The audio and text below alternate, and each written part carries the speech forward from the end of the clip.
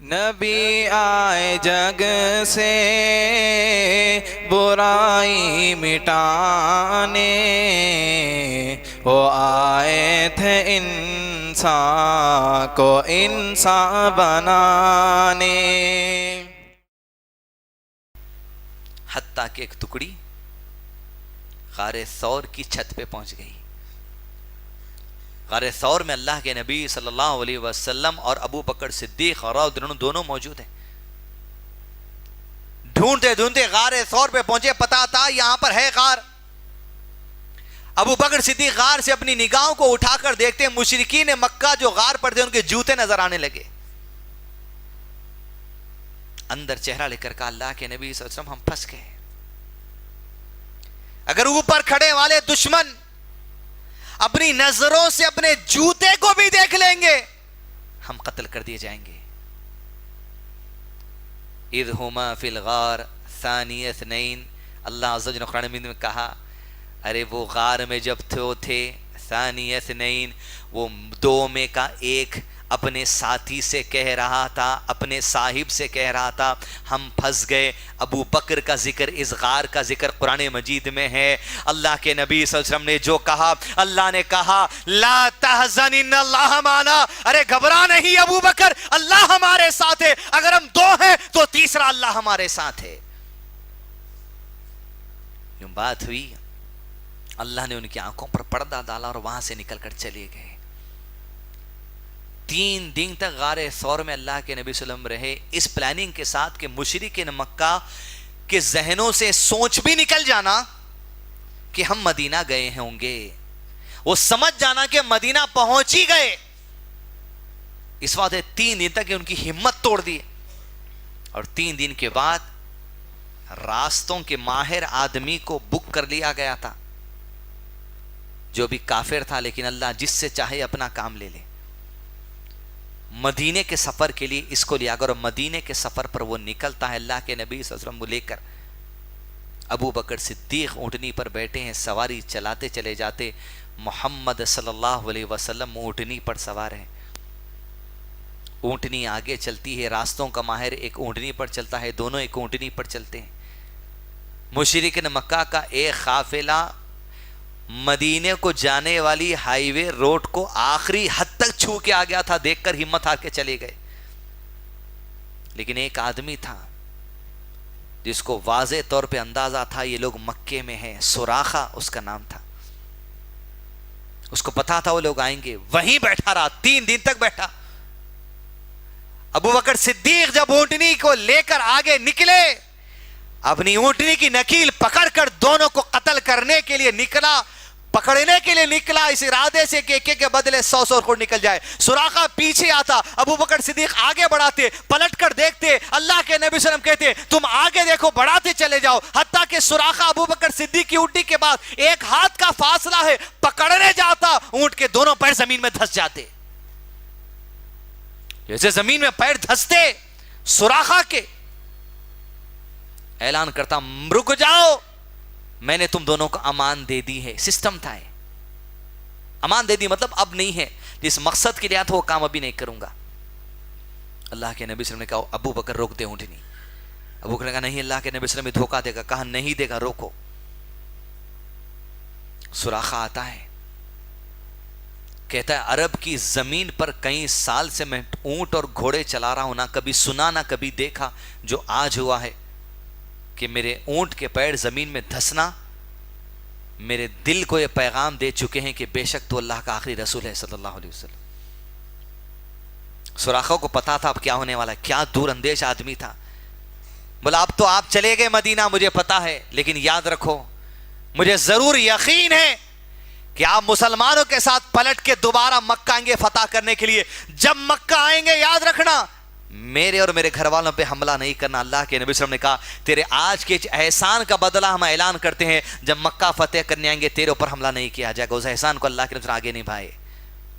ایسا دور اندیش آدمی نے، انٹیلیجنٹ، اور اندازہ تھا مشرکین مکہ کو یہ قوم کمزور نہیں ہے، پلٹ کر آئے گی۔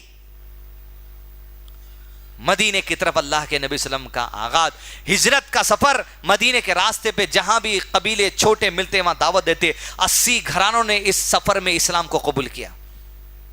हत्ता कि आप सल्लल्लाहु अलैहि वसल्लम मदीने से पहले एक इलाका था कुबा, कुबा में पहुंचे और मस्जिद नबी से पहली जो मस्जिद बनाई गई वो मस्जिद कुबा है। 10 दिन तक वहां पर कायम की अल्लाह के नबी सल्लल्लाहु अलैहि वसल्लम, और वहां पर उस मस्जिद के बारे में कुरान मजीद में तस्करा किया गया। और वहां पर 2 रकात नफिल नमाज पढ़ने का सवाब एक उम्रा करने पर जितना सवाब मिलता होता सवाब 2 रकात पढ़ने पर वहां मिलता है।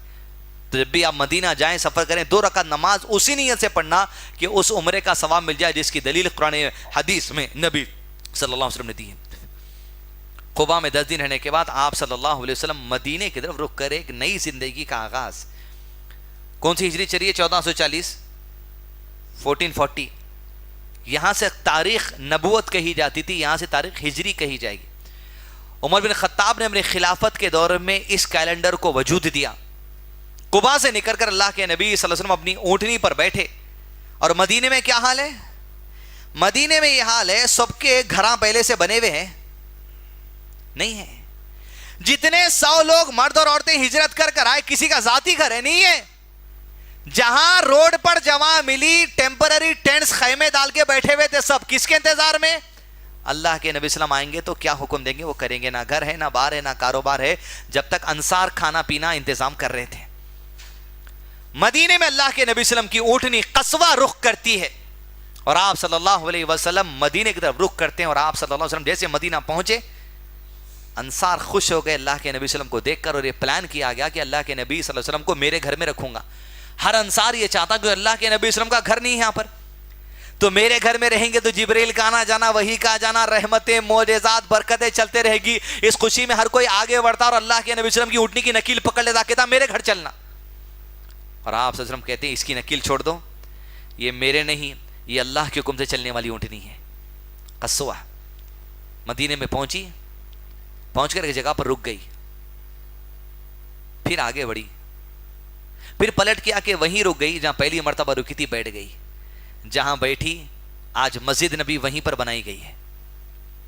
अल्लाह के नबी सल्लल्लाहु अलैहि वसल्लम उतरे, सामने अबू अय्यूब अंसारी रज़ियल्लाहु अन्हु का मकान था। आप सल्लल्लाहु अलैहि वसल्लम ने कहा मैं अबू अय्यूब के घर में रहूंगा उस वक्त तक जब तक कि मेरा घर नहीं बन जाता।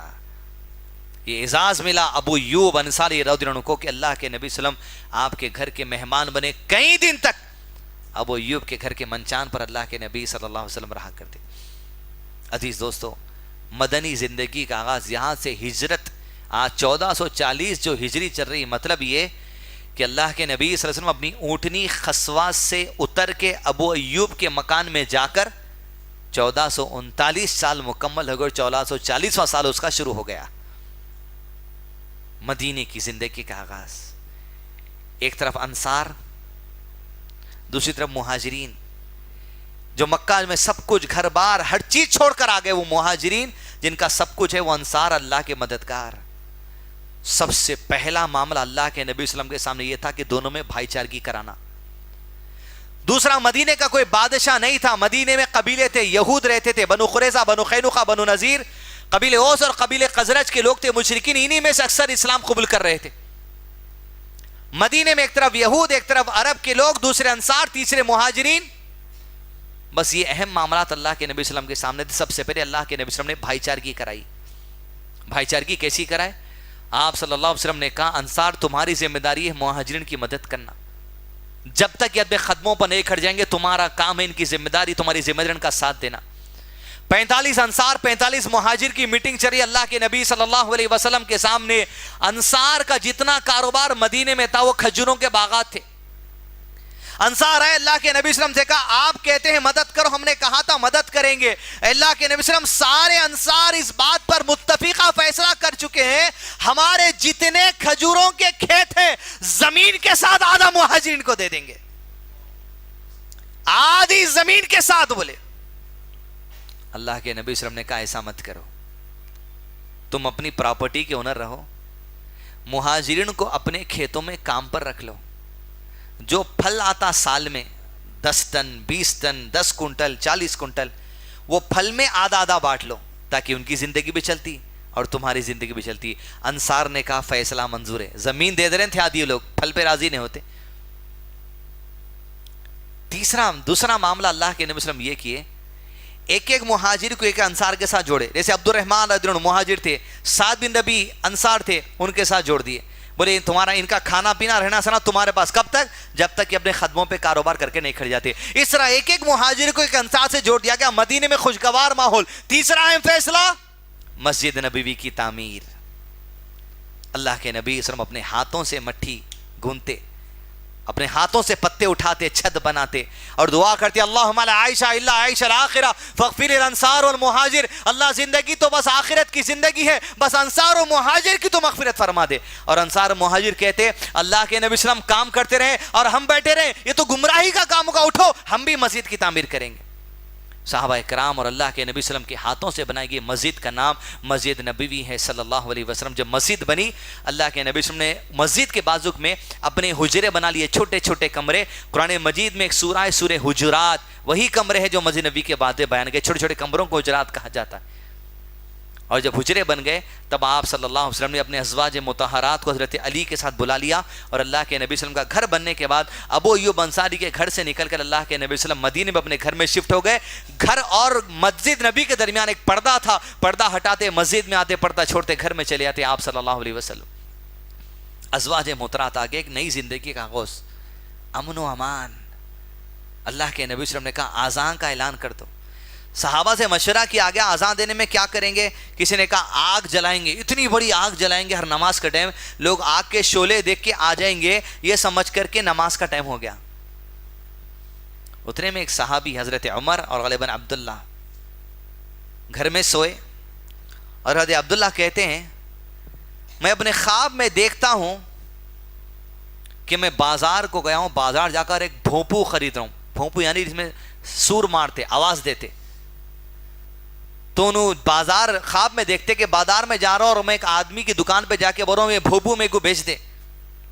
تو آدمی پوچھتا ہے بھونپو لے کے کیا کرو گے تم. تو انہوں نے کہا یہ بھونپو لے کر میں نماز کے وقت آواز دوں گا, لوگ نماز کے لیے جمع ہوں گے. تو آدمی کہتا ہے ارے بھونپو کیوں بجاتا ہے نماز کے ٹائم پہ. نماز کا جب وقت ہو یہ کہنا اللہ اکبر اللہ اکبر اللہ اکبر اللہ اکبر اشہدو ان لا الہ الا اللہ, پوری اذان سنایا. اتنے میں ان کا خواب ختم ہوا. وہ نیند میں سے اٹھ کر اللہ کے نبی صلی اللہ علیہ وسلم کے پاس آئے. صحابہ میں مشورہ چل رہا تھا نماز کے ٹائم کیا کریں گے. کہا اللہ کے نبی صلی اللہ علیہ وسلم ایسا ایسا خواب آیا صلی اللہ علیہ وسلم, اور میں نے یہ اذان سنی ہے, اذانی بلانے کا طریقہ. اللہ کے نبی صلی اللہ علیہ وسلم نے کہا جو تو نے خواب میں دیکھا ہے بلال سے بیان کر دے. اور بلال سے کہا مسجد نبی میں ایسی اذان دینا جو خواب میں اس نے سنا ہے. پہلی مرتبہ حضرت بلال نے اذان دی. حضرت عمر نیند میں سے اٹھ کے تہمند پکڑ کے آئے, آ کر کہا اللہ کے نبی صلی اللہ علیہ وسلم اللہ کی قسم ہے جو اذان آج ابھی بلال نے دی ہے, ابھی ابھی میرے خواب میں وہی اذان سن کر آ رہا ہوں.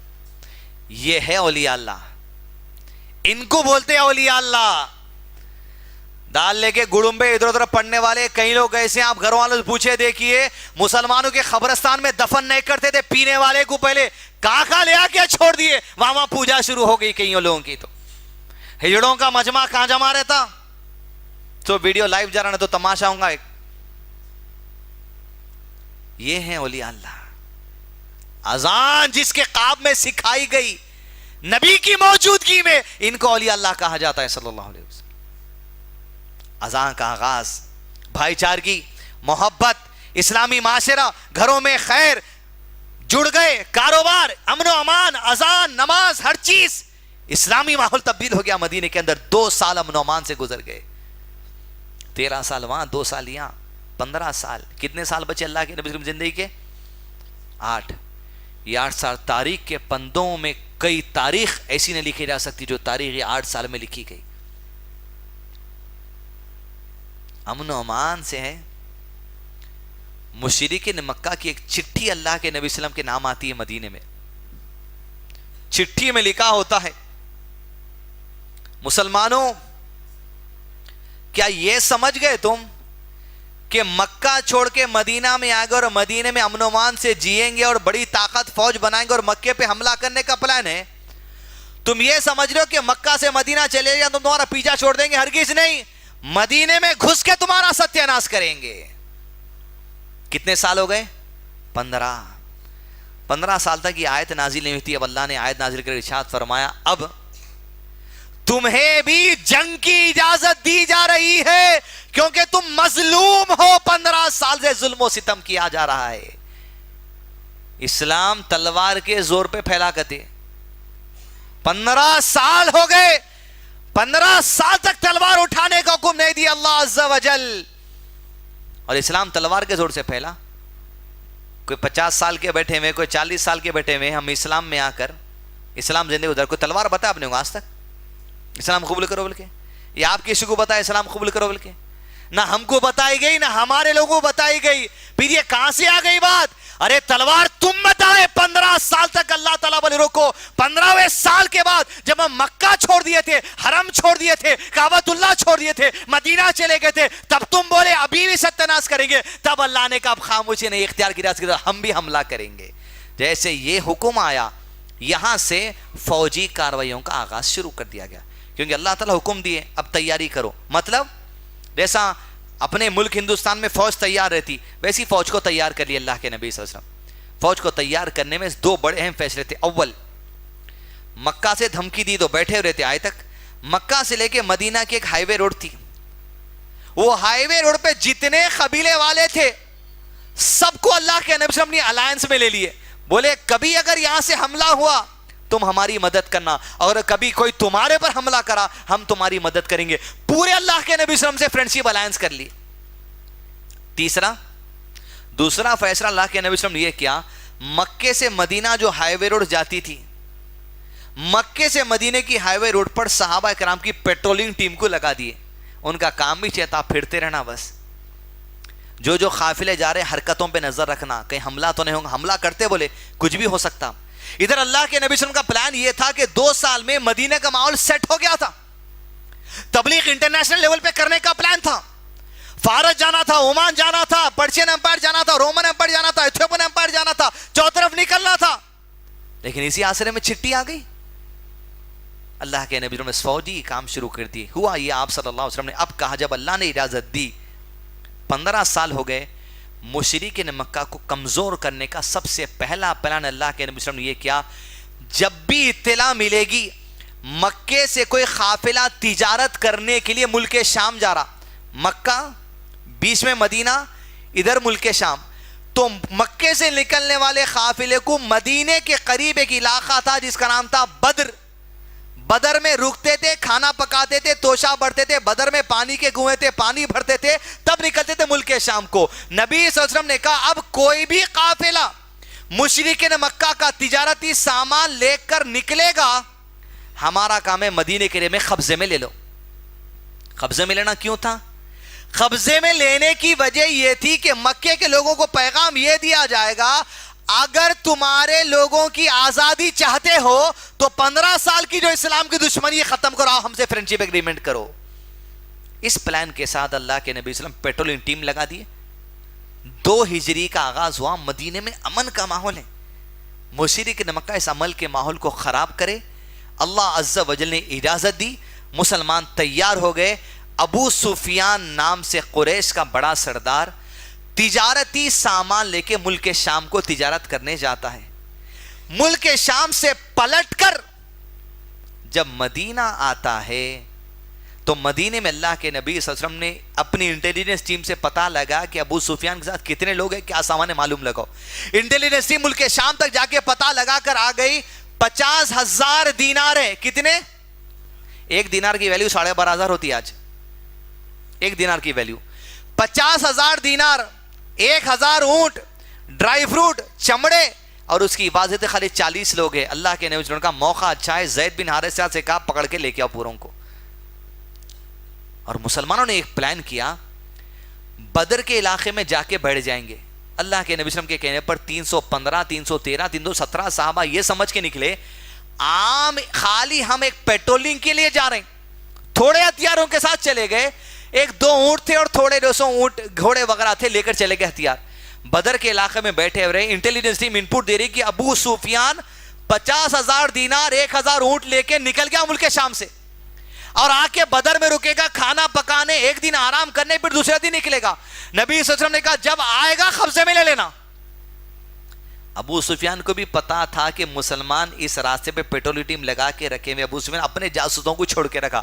بدر سے اطلاع ملی کہ بدر میں 315 مسلمان بیٹھے ہوئے ہیں.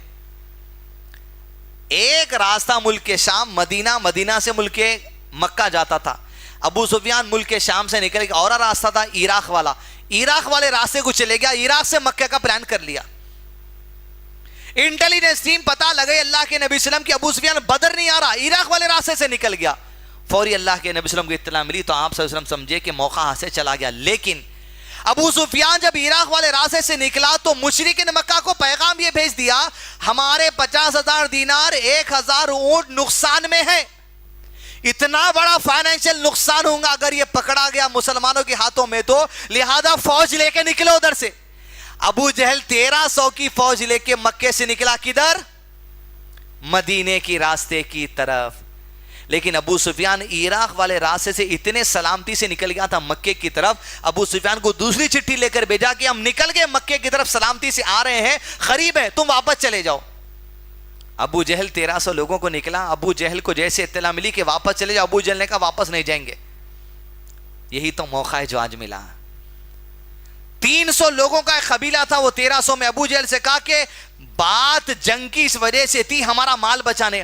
جب مال محفوظ ہو کر مدینہ مکہ آ چکا ہے تو ہم کیوں جائیں گے لڑنے؟ ابو جہل نے کہا تمہیں واپس جانا ہے جاؤ، میں 1000 کو لے کر مدینہ جاؤں گا اور مسلمانوں کی قتل و غارت گیری کروں گا، اسلام کو مٹاؤں گا. جو اسلام مکہ میں نہیں مٹ سکا اسے مدینے کی زمین پر مٹا کر آئیں گے. 1000 کا لشکر نکلا کہاں پر؟ بدر کی طرف. وہاں گنتے ہیں 313 315 317 کی جماعت اللہ کے نبی صلی اللہ علیہ وسلم کے ساتھ انتظار کر رہے ہیں. اسلام کا سب سے پہلا مارکا 1:3 کا مقابلہ ہے. ادھر اللہ کے نبی صلی اللہ علیہ وسلم کو انپٹ مل چکا کہ 1000 کا لشکر مدینے میں آ چکا ہے، بدر کے قریب آ گیا، پڑاؤ ڈال چکا. آپ صلی اللہ علیہ وسلم اللہ سے دعا کرتے یا رب تیری مدد جس کا تو نے وعدہ کیا تھا، رب فرشتوں کا لشکر یا رب وہ بھیج کر تو نے مدد کرنے کا وعدہ تھا، فرشتوں کے لشکر کو یا ربی زمین پر بھیج دینا آج. یا رب اگر آج یہ مسلمانوں کا لشکر شکست کھا گیا قیامت تک تیری عبادت کرنے والا کوئی نہ ہوگا، یا ربی ہماری مدد کرنا. دعائیں کر کر صبح کا وقت تھا، صفوں کو درست کر رہے تھے. ایک تیر کو ہاتھ میں لیے ہوئے اللہ کے نبی صلی اللہ علیہ وسلم مسلمانوں کی صفوں کو سیدھی کرتے چلے گئے.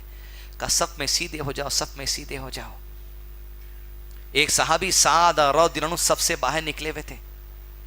ان کے پیٹ پر تیر رکھ کر اللہ کے نبی صلی اللہ علیہ وسلم تھوڑا سا چبایا، کہا سعد صف میں ہو جاؤ. پیٹ پہ تیر چبنا تھا. سعد نے کہا اللہ کے نبی صلی اللہ علیہ وسلم آپ نے تیر چبا کے تکلیف دیے، بدلہ دیجئے. کام انداز دیکھیں آپ، 1000 سامنے ہیں، جنگ شروع ہونے کچھ لمحے. اللہ کے نبی صلی اللہ علیہ وسلم اسوہ حسنہ ہے. بدلہ ہر چیز کا دنیا میں چکانے کے لیے سعد سے کہا کرتا کھولتا ہوں، جتنی تکلیف تجھے ہوئی اتنی تکلیف مجھے بھی دے دینا، آخرت میں نہیں پکڑنا اس بات کے لیے. اللہ کے نبی صلی اللہ علیہ وسلم کرتا کھول دیا. حضرت سعد کے اللہ کے نبی صلی اللہ علیہ وسلم کے بدن کو بوسہ دینے لگے. اللہ کے نبی صلی اللہ علیہ وسلم نے پوچھا کیا وجہ ہے ایسے وقت میں یہ حرکت کرنے کی؟ کہا اللہ کے نبی صلی اللہ علیہ وسلم جانوں کا نذرانہ لیے ہوئے پہلی مرتبہ اللہ کی راہ میں آ گئے. مجھے ڈر ہے شاید اس جنگ کے بعد آپ سے پھر کبھی ملاقات ہو سکے یا نہ سکے، لہذا میں چاہتا ہوں اگر میری آخری ملاقات ہے تو یہ ملاقات ایسی ہو کہ میرا بدن آپ کے بدن سے لگ جائے. اللہ کے نبی صلی اللہ علیہ وسلم نے ان کی اس محبت کو دیکھ کر دعائے خیر کی. جنگ کا آغاز کیا گیا. آپ صلی اللہ علیہ وسلم نے کہا پورے 315 ایک ساتھ حملہ کرنا. اللہ کے حکم کے انتظار میں تھے. دونوں سب 1000 اور 313 314 317 سامنے ہو گئے. اللہ کا نام لے کر اللہ کے نبی صلی اللہ علیہ وسلم نے حکم دیا کود پڑے پورے کے پورے ایک ساتھ. مار کاٹ کرتے ہوئے شیروں کی طرح لڑتے لڑتے لڑتے سینوں کو چھنی کرتے ہوئے چلے گئے مشرکین کے. وہ جو اللہ کے نبی صلی اللہ علیہ وسلم کو مٹانے آئے تھے، اللہ کے دین کو مٹانے آئے تھے، قرآن اور سنت کو مٹانے آئے تھے، ان کی ہستیاں مٹ کر رہ گیا. تاکہ ابو جہل جو قریش کا سب سے بڑا سردار تھا کلیجہ چیر کر زمین پر ڈال دیا اس کا مسلمان. جنگ چلتی چلی گئی، گھنٹوں کا آغاز.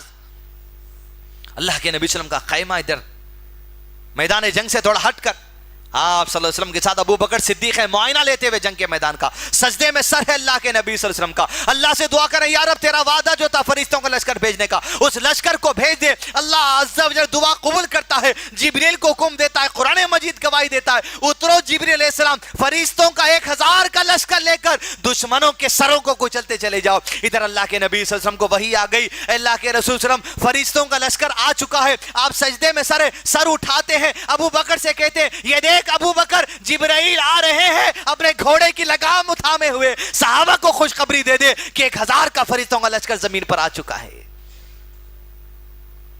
صحابہ کرام کہتے ہیں ہم تلوار لے کر دشمن کی گردن پہ مارنے جاتے, ہماری تلوار گردن تک نہیں پہنچتی لیکن اس کی گردن کٹ کر گر جاتی, فرشتے ایسا حملہ کرتے.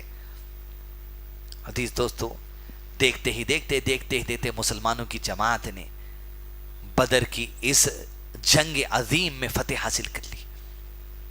اسلام کا سب سے فیصلہ کن معرکہ. چھوٹی سی جماعت جس کو سمجھ رہے تھے لوگ کمزور سمجھ رہے تھے, اللہ عز و جل نے ایسا اٹھایا. مشرکین مکہ و قریش کی جماعت جس کی عزت دنیا بھر کے اندر تھی, دنیا بھر میں بات پتا چل چکی تھی, وہ محمد جو حج کے دن آنے پر دعوت دیتے تھے صلی اللہ علیہ وسلم, ان کو ان کے ساتھیوں کو قریش نے نکال دیا مکہ کے باہر. پوری دنیا میں جتنی عزت تھی سارے ذلیل ہو کر رہ گئے. بدر میں ہار کے بعد 70 لوگوں کو قتل کر دیا بدر میں مسلمانوں نے ان کے, اور یہاں سے پاسا پلٹ گیا. مسلمانوں کی اکنامیکل پوزیشن مضبوط ہونے لگی. جب دیکھے کہ مسلمان چھوٹی سی جماعت 1000 کو شکست دے چکی ہے, مسلمانوں کا دبدبہ بن گیا. چھوٹے چھوٹے قبیلے والے مسلمانوں سے دوستی کرنے لگے. جیسا امریکہ کی گود میں سب جاتے, دیکھیے ذرا انہیں نیا بم بناتے وہاں چلے جاتے, انہیں جڑ جاتا, نیٹو بن جاتی. ویسا مسلمانوں کا اکنامیکل, فائنینشل اور ملٹری پوزیشن مضبوط ہونے لگا. یہاں تک کہ 1 سال گزرا, سامان بچا کے چلے گیا تھا ابو سفیان, چلے گیا تھا نا. ابو جہل زبردستی آیا تھا, تلوار کے زور سے پھیلا اسلام, تلوار لے کے تم آئے. 1 سال گزرا, 1 سال گزرتے ہی ابو سفیان ایک قافلہ لے کر تجارتی نکلا. کہاں پر جانے کے لیے؟ ملک شام. زید بن حارثہ رضی اللہ عنہ کو 200 سوار دے کر اللہ کے نبی صلی اللہ علیہ وسلم بھیجے. بیچ کر بولے زید بن حارثہ کو گرفتار کر لو, پورا سامان قبضے میں لو. اس پہلی مرتبہ بدر میں سے تو نکل گئے تھے, لیکن دوسری مرتبہ ہاتھ کو آگے مسلمانوں کے سارا مال قبضے میں لے کر مدینہ آ گئے. ابو سفیان 40 لوگ, 1000 اونٹ, 50,000 دینار, سب کچھ قبضے میں آ گیا, ان کا کئی سامان. اور قریش کے لوگوں کو چٹھی گئی اب مسلمانوں کی طرف سے, اگر سلامتی چاہتے, سکون چاہتے, پیس چاہتے, امن چاہتے, یہ دہشت گردی ٹیررزم ختم کرو, آؤ ٹیبل پہ بیٹھ کے ہمارے سے امن کا معاہدہ کر لو, تمہارا دین تمہارے ساتھ, ہمارا دین ہمارے ساتھ, ہم کو نہیں روکنا. جیسے چٹھی ملی, قریش کے پاس 2 راستے تھے اب. کیوں؟ تقریباً 16 سال ہو گئے, 16 سال سے لڑائی چل رہی. 2 راستے تھے, ایک یا تو مسلمانوں سے فرینڈشپ معاہدہ کر لینا, دوسرا ایسی بڑی جنگ کرنا مسلمانوں کو صف حسیس سے مٹانا ان کا پلان تھا. یہ 2 راستوں میں سے دوسرا راستہ وہ لوگ چلے. یہ راستہ انہیں احد کی وادی کی طرف لے کے چلا. جنگ احد کا آغاز ہوا. 3000 کا لشکر لے کر نکلے. کہاں سے نکلے؟ 3000 کا وقت کتنے بھائی؟ اچھا, کتنا لشکر لے کے نکلے؟ 3000 کا لشکر. پارٹ 2 رکھتے کہتے ہیں تو پارٹ 1 ختم کر دیں گے 10 منٹ لے کے, نہیں تو کم سے کم اور 1 گھنٹہ ہوتا. تیز بھی بولے تو.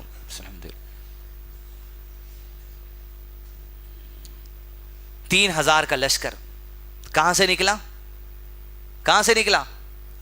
مکے سے. 2 سچویشنز تھے. اول, یا تو عزت بچا لو بڑی گھماسان کی جنگ کر کے, یا جا کے فرینڈشپ کر لو. فرینڈشپ کر لیے, گھٹنے ٹیک لیے تو دنیا بھر میں پوری عزت گر جاتی. نہیں, لڑیں گے, لڑنے کا ارادہ کیا. جیسے لڑنے کا ارادہ کیا, 3000 کا لشکر لے کے مدینہ کی طرف نکلے. مسلمانوں کو پتا چلا تو 1000 کا لشکر لے کر احد کی وادی میں چلے. حضرت عباس اللہ کے نبی صلی اللہ علیہ وسلم کے چاچا چٹھی کے ذریعے پیغام بھیج دیا کہ 3000 کا لشکر مکے سے نکل چکا مدینے کی طرف. مدینے کی طرف جیسے ہی احد کی وادی میں یہ لشکر پہنچا اور اپنا پڑاؤ ڈال چکا. ادھر جمعہ کا دن تھا. اللہ کے نبی صلی اللہ علیہ وسلم جمعہ کا خطبے میں ہی جنگ کی خوشخبری دے دی ہے. جنگ کا اعلان جیسے جمعے کے خطبے میں کر دیا گیا, لوگوں سے کہا دیا گیا جو کوئی سما و اطاعت میں بسا ہوا ہے وہ نکلے مدینے سے اور چلے احد کی وادی کی طرف. حنظلہ جس کی نئی نئی شادی ہوئی تھی, بیوی کے ساتھ ہم بستری کر رہا تھا, ہم آغوش تھا, فارغ ہوئے آرام سے لیٹا ہوا اپنی بستر پہ اپنی بیوی کے ساتھ. اعلان ہوا کہ اللہ کے نبی صلی اللہ علیہ وسلم کہتے ہیں احد کی وادی کی طرف چلو. بغیر غسل جنابت کے ہتھیار لے کے احد کی وادی کی طرف چلا گیا. نکلتے ایسا دین اسلام کا علم حاصل کرنے. ایک نابینا صحابی بھی مسلمانوں کے ساتھ نکل رہے. لوگوں نے پوچھا تم پہ جہاد فرض نہیں ہے, تم تو نابینا ہو, کہاں چلے گئے؟ کہا میں نے اپنے نبی کی بات کو اپنی کانوں سے سنا ہے, آنکھوں سے نہیں. سن کے میرا دل بے قرار ہو گیا اور مجھے احد کی وادی سے جنت کی خوشبو آ رہی ہے. اب ابن جموں اپنے 4 نوجوان لڑکوں کے ساتھ پیر سے معذور ہے نکل پڑے. بڑے بڑے لوگ, 1000 کا لشکر جمع ہو گیا. احد کی وادی میں پہنچے. 3 ٹکڑیاں بنا لی گئی. مہاجرین کی ٹکڑی, قبیلہ اوس کی ٹکڑی, قبیلہ خزرج کی ٹکڑی. چوتھی ٹکڑی امپورٹنٹ تھی. مدینے میں ایک چھوٹا سا ٹیلا تھا جہاں مسلمان کھڑے تھے. نیچے پیچھے احد کا چھوٹا سا پہاڑ تھا, اس پر 50 تیر اندازوں کو اللہ کے نبی صلی اللہ علیہ وسلم کھڑے تھے. کتنے؟ 50. اور ایسا خطبہ ان کو دیا, کہا تم اس وقت تک چٹان کو نہ چھوڑنا جب تک کہ میں تمہیں نہ بلا بھیجوں. تم دیکھو کہ ہم جنگ جیت رہے ہیں, اپنی جگہ کو نہ چھوڑنا جب تک کہ میں نہ بلا بھیجوں. تم دیکھو کہ ہم جنگ ہار رہے ہیں, اپنی جگہ کو نہ چھوڑنا جب تک کہ میں نہ بلا لوں. تم دیکھو کہ ہمارے جسموں کو کاٹا جا رہا, اپنی جگہ کو نہ چھوڑنا جب تک کہ میں نہ دیکھوں. تم جو دیکھو کہ ہم مال غنیمت کو سمیٹ رہے ہیں, اپنی جگہ کو نہ چھوڑنا جب تک کہ میں نہ بولوں. 50 تیر انداز کو وہاں ٹھہرائے. جنگ کا آغاز ہونے پر ہے. صبح صادق, دونوں فریق آمنے سامنے, ایک اللہ کے دین کے لیے اور ایک اللہ کے دین کو مٹانے کے لیے.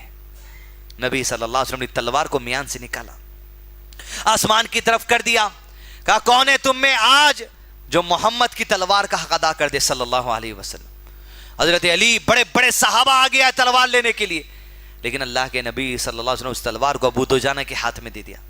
جو ابو دجانہ نے تلوار ہاتھ میں لی, سر پر کس کر پٹی باندھی اور اکڑ کر چلنے لگی احد کی وادی میں. اللہ کے نبی صلی اللہ علیہ وسلم نے دیکھ کر کہا ابو دجانہ اللہ کو اکڑ کی چال پسند نہیں, لیکن ایسے موقع پر جہاں دشمن سامنے ہے اللہ کو تیری چال بڑی پسند ہے.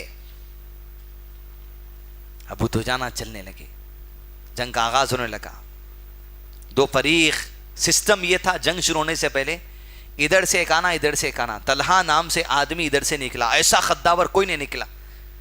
اور مسلمانوں کے پاس حضرت زبیر ایسے شیر کی طرح نکلے, طلحہ کے اونٹ پہ چڑھ کے گرایا, گردن تن سے الگ کر دی. جیسے اللہ کے نبی صلی اللہ علیہ وسلم نے کہا سن لو, ہر نبی کا ایک حواری ہوتا ہے, اے اللہ کے بندے آج سے تو میرا حواری ہے. جیسے قتل ہوا, گھماسان کی جنگ کا آغاز ہو گیا. 3000 سے 1000 کا لشکر مار میٹ مار کاٹ کرتے گیا. اس لشکر میں کون آیا سامنے؟ خالد بن ولید ہے جو مشرک کی طرف سے لڑنے آئے ہوئے. اللہ اکبر. نبی صلی اللہ علیہ وسلم کے قتل کے ارادے سے آئے خالد بن ولید, ابو بکر کے قتل کے ارادے سے آئے. ادھر مسلمانوں کی صفوں میں ابو بکر ہے, عمر ہے, دجانہ ہے, علی ہے, عثمان ہے, حمزہ ہے, بڑے بڑے صحابہ ابو دجانہ سب شامل ہے. حتیٰ کہ جنگ کا آغاز چل رہا ہے, گھماسان کی جنگ, مسلمان شیروں کی طرح لڑ رہے ہیں, مار کاٹ. جس کے حق میں شہادت ملنے لے گئی. حضرت حمزہ جو اللہ کے نبی صلی اللہ علیہ وسلم کے چاچا ہے, ان کو قتل کرنے کے لیے مکے کا آدمی اپنے غلام کو نیزہ دیتا ہے, کہتا ہے صرف تیرا کام یہ ہے حمزہ کو قتل کرنا. نیزہ دے کر بیٹھتا ہے وہ کالا حبشی غلام, سارے جنگ کے میدان میں حمزہ کو ڈھونڈتا ہے, مارتا ہے, سینے میں نیزہ آر پار ہوتا ہے. حضرت حمزہ جنگ میں شہید ہو گئے. جنگ آگے بڑھتی گئی. ابو دجانہ مار کاٹ, حنظلہ مار کاٹ, ابن عمر مار کاٹ, ایک ایک صحابہ چن چن کر مشرک مکہ کو مارتے. 3000 کا لشکر ایسے کمزور پڑا, قدموں کو پیچھے ہٹانے لگا. جیسے قدم پیچھے ہٹنے لگے, خالد بن ولید چٹان والے پیچھے والے اراسے سے, 2 پیچھے چٹان پہ کتنے لوگ تھے؟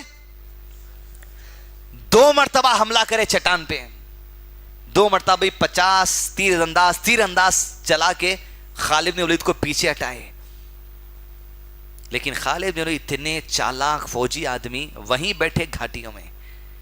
جہاں مسلمان جنگ جیتنے کو شروع ہوئے, مال غنیمت بٹورنا شروع کیا, 50 تیر اندازوں میں سے 22 صحابہ مقام کو چھوڑے اور احد کی وادی میں یہ کہتے وہ اترے, اب تو ہم جنگ جیت چکے, اب کاہے کا رکنا. عبداللہ نے پکار کر سردار نے, ارے اللہ کے نبی صلی اللہ علیہ وسلم نے کیا تم سے نہیں کہا تھا جنگ جیتے یا ہارے, جگہ کو نہیں چھوڑنا, نظر انداز کر دیا, میدان میں اترے. خالد بن ولید نے جیسا دیکھا چٹان خالی ہو چکی, 2 چال ہو گئے, پیچھے سے حملہ کیا اور پورے چٹان کے لوگوں کو قتل کر دیا. جیسے چٹان پر خالد بن ولید چڑھنے والے تھے, اللہ کے نبی صلی اللہ علیہ وسلم کا خیمہ چٹان کے بازو تھا, آپ نے آواز دی, اے عبداللہ خالد کا لشکر تیرے پیچھے. جیسے اللہ کے نبی صلی اللہ علیہ وسلم آواز دیے, خالد بن ولید کی نظر اللہ کے نبی صلی اللہ علیہ وسلم پر پڑی. کئی لوگوں کو اللہ کے نبی صلی اللہ علیہ وسلم پر حملے کے لیے بھیج دیا. نبی صلی اللہ علیہ وسلم پر پتھر برسائے گئے, تیر برسائے گئی, آپ کی ابری ہوئی ہڈی زخمی ہو گئی, آپ کے مونڈے کی ہڈی زخمی ہو گئی, حتیٰ کہ آپ کا دانت شہید کر دیا گیا. مسلمان پیچھے سے, سامنے سے جو پلٹ کر بھاگ رہے تھے مشرکین, خالد نے آواز دی, پلٹ کر آ جاؤ. پلٹ کر مشرکین آ گئے, دونوں طرف سے مسلمان پیچھے گئے, مسلمانوں کے ہاتھوں مسلمان قتل ہو گئے. 70 کے قریب لوگ قتل کر دیے گئے احد کی وادی میں. بعض مدینے کے اندر بھاگ گئے, بعض جھاڑوں میں چلے گئے. جیت کو آتی جنگ نقصان میں تبدیل ہو گئی اللہ کے نبی صلی اللہ علیہ وسلم کی ذری سی نافرمانی کی وجہ سے. آپ صلی اللہ علیہ وسلم کے قریب صرف 2 لوگ تھے. صحابہ کہتے احد سے پہلے کبھی نہیں دیکھے وہ 2 لوگ, اور نہ احد کے بعد دیکھے. وہ اللہ کے نبی صلی اللہ علیہ وسلم کی حفاظت کر رہے تھے چٹان پر. اللہ کے نبی صلی اللہ علیہ وسلم نے کہا, ایک جبرائیل تھے کہ میکائیل تھے جو اللہ کی طرف سے میری مدد کے لیے احد کی وادی میں آ چکے تھے. حتیٰ کہ صحابہ کو پتا چلا اللہ کے نبی صلی اللہ علیہ وسلم چٹان پر ہیں. چٹان پر اللہ کے نبی صلی اللہ علیہ وسلم کے سپورٹ کے لیے بھیجے, اور آپ صلی اللہ علیہ وسلم کہتے یا ربی یہ لشکر آج میری طرف اوپر نہ چڑھنے جائے. آپ اوپر چڑھتے, 7 8 9 صحابہ آپ کے ساتھ جمع ہوئے, اس میں ایک کا نام تھا طلحہ رضی اللہ عنہ. نبی صلی اللہ علیہ وسلم کے چٹان پر چڑھنے تکلیف ہو رہی تھی. طلحہ بیٹھ گئے, کہا یا رسول اللہ صلی اللہ علیہ وسلم میرے کندھوں پر قدم مبارک رکھ کے چڑھ جائیے. آپ صلی اللہ علیہ وسلم طلحہ کے کندھوں پہ پیر رکھ کر اوپر چڑھ گئے, اور اوپر چڑھ کر کہا طلحہ ارے ایسا عمل کر لیا تو نے, یہ عمل کر کے اپنے اوپر جنت کو تو نے واجب کر لیا. حتیٰ کہ ابو سفیان جو مشرکین مکہ کا لشکر لے کر احد کی وادی میں آیا تھا, کہا جنگ روک دو. جنگ روک دی گئی. 70 مسلمانوں کی لاشوں کو دفن کرنے کا آغاز کیا گیا. جنگ روکی گئی اس اعلان کے ساتھ کہ بدر کی جنگ ہو کر 1 سال ہوگا کچھ مہینوں میں, آئندہ سال پھر جنگ لڑیں گے. آج تو کلیجوں کو ٹھنڈک مل گئی. عمر, ابو بکر, نبی صلی اللہ علیہ وسلم ایک چٹان پر جمع ہے. ابو سفیان نے کہا آج کا دن تو بدر کا بدلہ مل گیا. اللہ کے نبی صلی اللہ علیہ وسلم نے کہا کوئی خاموش رہے, کوئی کچھ نہ بولے, لیکن عمر خاموش رہے. کہا ابو سفیان ہرگز نہیں, اے اللہ کے دشمن, اللہ کے دین کے دشمن آدمی اس وقت کبھی برابر نہیں ہو سکتا. ایسا بھی اس لیے کہ بدر میں جتنے قتل کیے گئے وہ سب شہداء ہیں. آج ہمارے جتنے مرے سب شہید ہیں, تمہارے بدر میں جتنے مرے سب جہنمی ہیں. حساب کبھی برابر نہیں ہو سکتا. ابو سفیان نے کہا عمر نیچے آ, میں تجھ سے بات کرنا چاہتا ہوں. اللہ کے نبی صلی اللہ علیہ وسلم نیچے جاؤ بات کرو. حضرت عمر ابو سفیان جو لشکر کا سردار تھا اس سے بات کرتے ہیں, کہتے ہیں عمر سچ سچ بتا, اللہ کا واسطہ, سوچو آپ, اللہ کے دین کو مٹانے اللہ کا واسطہ دے رہا کہ ابھی بھی محمد زندہ ہے. عمر کہتے ہیں بالکل زندہ ہے, تیری میری گفتگو سن رہے ہیں. ابو سفیان کہتے ہیں اب ہم تو کلیجہ ٹھنڈا ہو گیا, واپس جا رہے ہیں, پھر آئندہ سال جنگ لڑیں گے. اللہ کے نبی صلی اللہ علیہ وسلم کی طرف دیکھا عمر نے. اللہ کے نبی صلی اللہ علیہ وسلم کا منظور ہے, آئندہ سال جنگ لڑیں گے اگر تم لڑنا چاہتے ہو تو. حدیث دوستو 3 ہجری ہے, 7 سال اللہ کے نبی صلی اللہ علیہ وسلم کی حیات کے اور باقی ہیں. 13 سال امن و امان سے جو آپ سنیں, مدینے میں آنے کے بعد 2 سال, لیکن مشرکین مکہ اسلام کو مٹانا چاہتے تھے, جس کی وجہ سے جنگ بدر ہوئی, جس کی وجہ سے جنگ احد ہوئی, آگے احزاب ہوگی, تبوک ہوگی, خندق ہے, کئی معاملات ہیں. انشاءاللہ جب وقت ملے گا جبھی بھی انشاءاللہ سیکنڈ پارٹ سیرت النبی صلی اللہ علیہ وسلم کا عہد کی جنگ کے بعد سے انشاءاللہ شروع کریں گے. وصلی اللہ علی نبینا محمد وعلی آلہ وصحبہ وسلم تسلیما کثیرا. مزید علماء اور مقررین کے بیانات سننے کے لیے ہمارے YouTube چینل کو سبسکرائب کیجیے. جزاک اللہ.